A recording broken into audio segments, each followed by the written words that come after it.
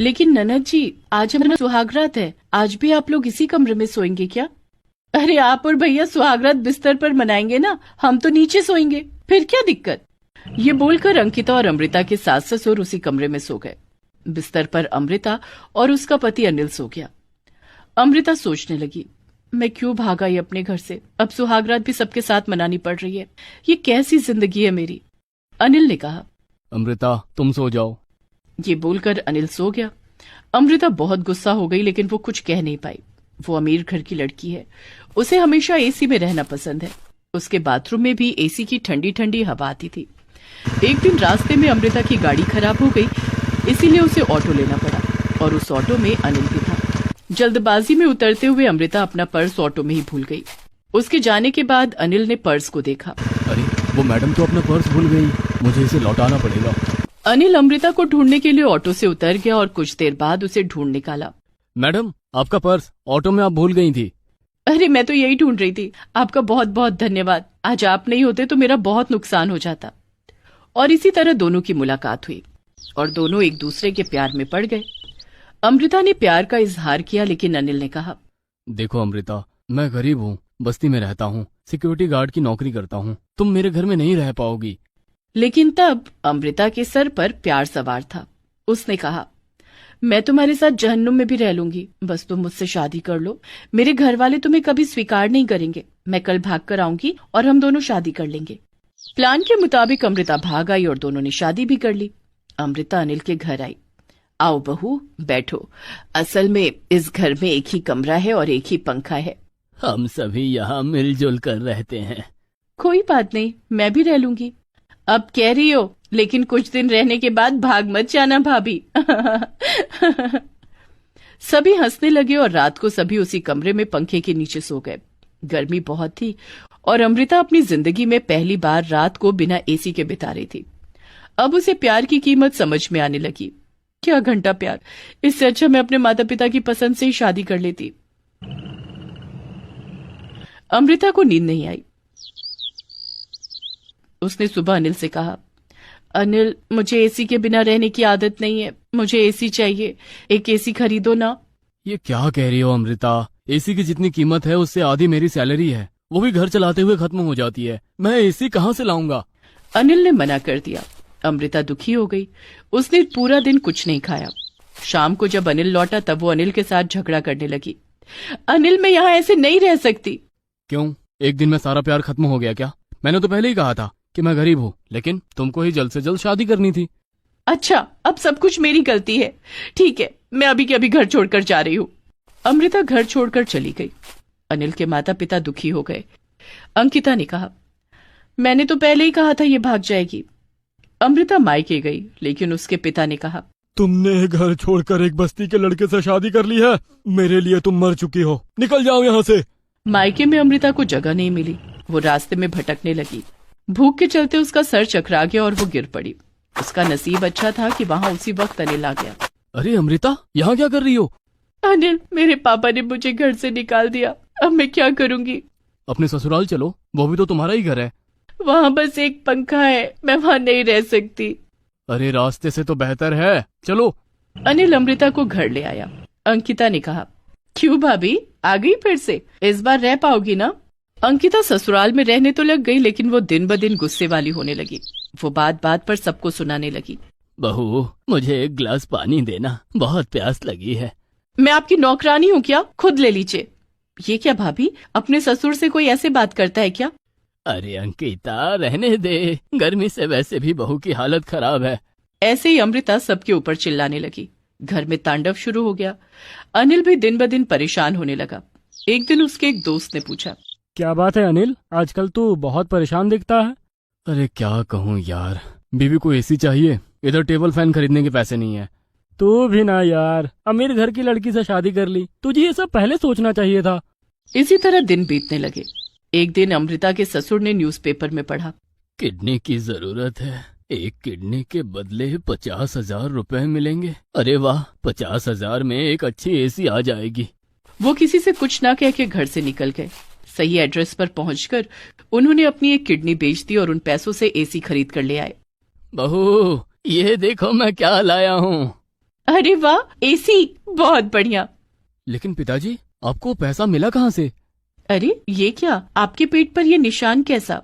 तब उन्होंने सब कुछ बता दिया। ये सुनकर सभी रोने लगे। क्या आपने किडनी बेच दी?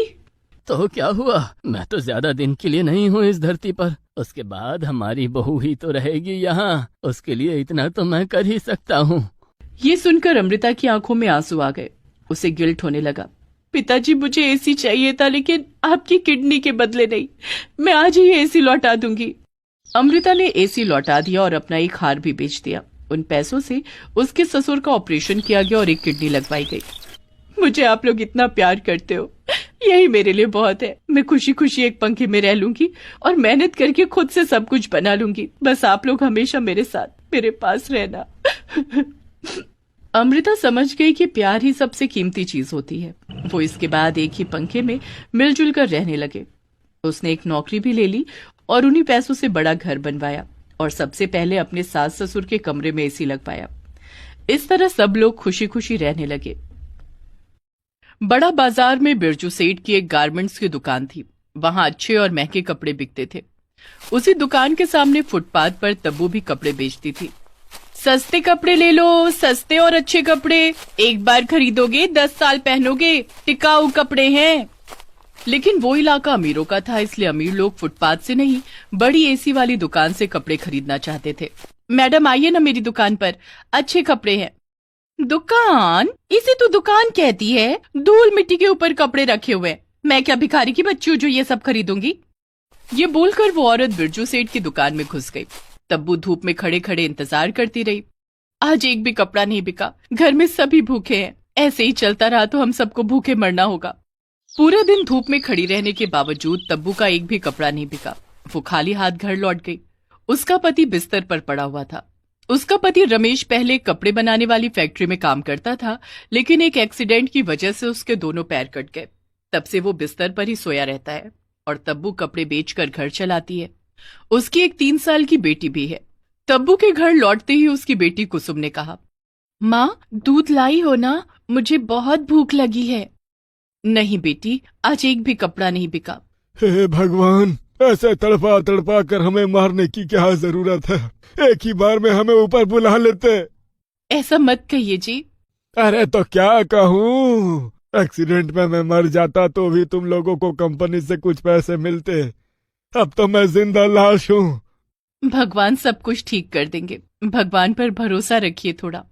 तब्बू और उसका परिवार उस दिन बिना कुछ खाए ही सो गए। अगले दिन वो कपड़े लेकर बाजार गई और बिरजू सेठ की दुकान के सामने जाकर खड़ी हो गई।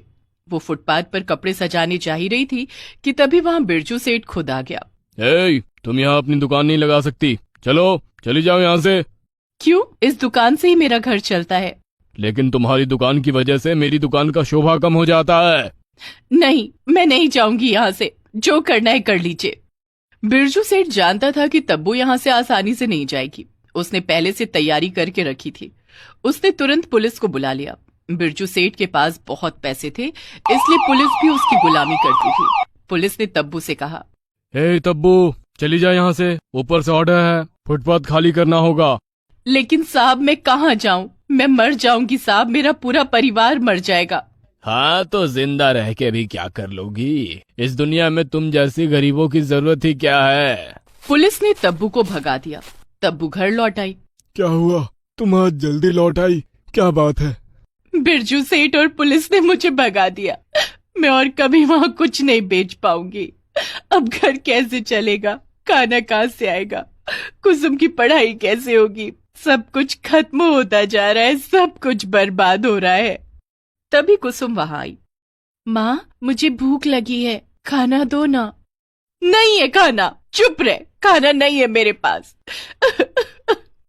गुस्से में आकर तब्बू ने कुसुम को थप्पड़ मार दिया। कुसुम रो पड़ी। माँ आपने मुझे मारा, मैं तो बस खाना मांग रही थी। मैं 3 दिन से भूखी हूँ, अब बहुत बुरी हो, मैं नहीं रहूंगी आपके साथ। कुसुम दौड़कर घर के बाहर चली गई। कुसुम रुक जा बेटी, कहाँ जा रही है? लेकिन कुसुम नहीं रुकी, वो भाग गई। कुछ देर बाद तब्बू शांत हुई और वो बाहर जाकर कुसुम को ढूंढने लगी। वो लोगों से कुसुम के बारे में पूछने लगी। बेटी, मेरी बेटी, कुसुम, कुसुम कहाँ है तू? साहब आपने एक 3 साल की बच्ची को यहाँ से जाते हुए देखा है क्या? साहब नहीं, नहीं देखा है। ठीक से याद कीजिए ना, वो मेरी बेटी है। अरे एक बार बोला ना कि नहीं देखा है, जाओ यहाँ से। तब वो अपनी बेटी को ढूंढ नहीं पाई। उधर कुसुम दौड़ते हुए नदी किनारे चली गई और वहां बैठकर रोने लगी। मुझसे कोई प्यार नहीं करता, मेरी माँ भी नहीं। कुसुम को रोते हुए देखकर एक औरत उसके पास आई। उसका नाम सुमन था। बेटी, तुम यहाँ ऐसी अकेली बैठकर रो क्यों रही हो? मुझसे कोई प्यार नहीं करता, मैंने 3 दिन से कुछ नहीं खाया, मेरी माँ ने मुझे थप्पड़ मारा, मुझसे कोई प्यार नहीं करता। ऐसी बात नहीं है बेटी, तुम्हारी माँ परेशान होंगी। आओ मेरे पास आओ, मैं तुम्हें खाना खिलाऊंगी। सुमन ने कुसुम को खाना खिलाया। कुसुम ने पेट भरकर खाना खाया। तब्बू से ढूंढते हुए नदी के किनारे आ गई और अपनी बेटी को देखकर खुशी के आंसू रो पड़ी। बेटी, तू यहाँ है बेटी, तुम ठीक तो हो ना? मुझे माफ कर दे बेटी, मुझसे गलती हो गई। नहीं माँ, मुझे समझना चाहिए था। इनसे मिलिए, ये सुमन आंटी हैं, इन्होंने मुझे खाना खिलाया। सुमन ने तब्बू की परेशानियों के बारे में पूछा। तब्बू ने कहा, अपनी परेशानियों के बारे में और क्या ही कहूँ, पति के दोनों पैर नहीं है। तब्बू ने सब कुछ बताया। सब कुछ सुनकर सुमन ने कहा, तब्बू, तुम गलत जगह पर गलत काम करती थी। तुम्हें इस व्यापार को पहले समझना होगा। देखो, औरतें कपड़े तो दुकान में खरीद लेती हैं, लेकिन ब्रा पैंटी खरीदने में शर्माती हैं, खासकर दुकानदार लड़का हो तो और भी। हाँ, ये बात तो है, लेकिन इसमें मैं क्या करूं? तुम ऑनलाइन ब्रा पैंटी बेचना शुरू कर दो। औरतें ऑनलाइन सब कुछ देखकर खरीद लेंगी, तुम्हें कहीं जाना भी नहीं पड़ेगा।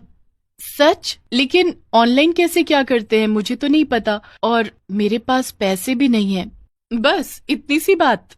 मैं तुम्हारी मदद करूंगी, मुझे ये सब कुछ पता है। मैं एक ऑनलाइन फैशन ब्रांड में ही काम करती हूँ, लेकिन खुद के बिजनेस के बारे में मैं बहुत दिनों से सोच रही थी। हम दोनों मिलकर कुछ बड़ा कर सकते हैं। तब्बू को जैसे हाथ में चांद मिल गया। सुमन ने और भी कहा, तुम्हें और तुम्हारे पति को कपड़े बनाने आते हैं और मुझे ऑनलाइन व्यापार करना। तुम्हारे पास जो कपड़े हैं उन्हीं से कुछ अनोखे ब्रा पैंटी बनाओ, देखना कैसे धड़ाधड़ बिकते हैं। हाँ, तुमने सही कहा सुमन, दोनों मिलकर बेचते हैं। तब्बू सुमन को अपने घर ले गई। प्लान सुनकर रमेश भी खुश हुआ। उसके पैर नहीं है लेकिन हाथ तो सलामत है। वो अपने हाथों से ब्रा पैंटी बनाने लगा। तब्बू भी ब्रा पैंटी बनाने लगी। कुसुम भी अपने माता पिता की मदद करने लगी और कुसुम अपने लैपटॉप से ऑनलाइन दुकान खोलने में बिजी हो गई। लगातार 2 दिन काम करने के बाद 10 जोड़ी ब्रा पैंटी बनकर तैयार हो गई और ऑनलाइन दुकान भी खुल गई। बहुत बढ़िया, अब इनकी फोटो उठाकर दुकान पर डाल देती हूँ। सुमन ने ब्रा पैंटी की फोटो उठाकर ऑनलाइन दुकान पर डाल दिया और 1 घंटे में उन लोगों का पहला ऑर्डर आ गया। ऑर्डर आ गया है, पहली ब्रा पैंटी बिकने वाली है। लेकिन कैसे सुमन, यहाँ से कौन लेकर जाएगा? अब बस देखते रहो। कुछ ही मिनट में डिलीवरी बॉय वहां आया और 1 जोड़ी ब्रा पैंटी लेकर चला गया। तुरंत सुमन के बैंक अकाउंट में पैसे घुस गए। सुमन ने तब्बू को पैसे भेज दिए। तब्बू खुशी के आंसू रो पड़ी। जिंदगी में पहली बार मुझे इतनी खुशी हो रही है। भगवान आपका बहुत बहुत धन्यवाद। सुमन, तुमको भी बहुत बहुत धन्यवाद। अभी नहीं, अभी तो बहुत कुछ करना बाकी है। कुछ ही दिनों में ऑनलाइन दुकान से बहुत सारे ब्रा पैंटी बिक गए। उन लोगों को गोडाउन लेना पड़ा और साथ ही में कुछ औरतों को काम पर भी रखना पड़ा। तब्बू ने गरीब औरतों को काम पर रखा। 2 महीनों में उन लोगों की दुकान फेमस हो गई और बिरजू सेठ की दुकान से ब्रा पैंटी बिकने बंद हो गए। वो तब्बू पर गुस्सा हो गया। उस औरत की वजह से मेरा नुकसान हो रहा है, उन लोगों की गोडाउन में जला दूंगा। रात को बिरजू खुद मशाल लेकर गया और गोडाउन में आग लगा दी। पूरा गोडाउन जलकर राख हो गया। सुबह जब सभी ने ये देखा तब सभी रो पड़े। हे भगवान, ये किसने किया? अब क्या होगा? लेकिन किसी को नहीं पता था कि सुमन कितनी अक्लमंद थी। उसे पता था कि ऐसा कुछ होने वाला है, इसलिए उसने पहले से ही सीसीटीवी लगा कर रखा था। उसने सीसीटीवी का वीडियो निकाला और उसे वायरल कर दिया। सभी बिरजू सेठ पर थूकने लगे और पुलिस ने इस जुर्म में बिरजू सेठ को पकड़ लिया। बिरजू सेठ का व्यापार रुक गया, दुकान बिक गई और दुकान को तब्बू ने ही खरीदा। इसीलिए कहते हैं, जैसी करनी वैसी भरनी, ईमानदारी अंत में हमेशा जीत जाती है। इस तरह ब्रा पैंटी बेचकर दोनों औरतों की जिंदगी बदल गई और वो सब खुशी खुशी रहने लगे।